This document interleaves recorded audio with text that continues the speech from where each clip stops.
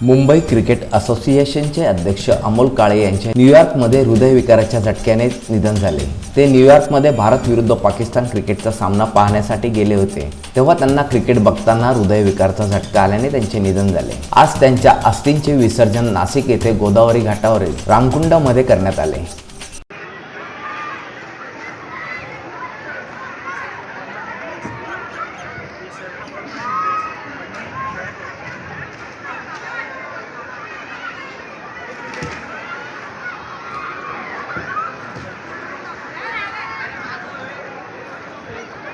Photo नका काढू, नका सांगता ना साहेब, नका सांगताय ना सर।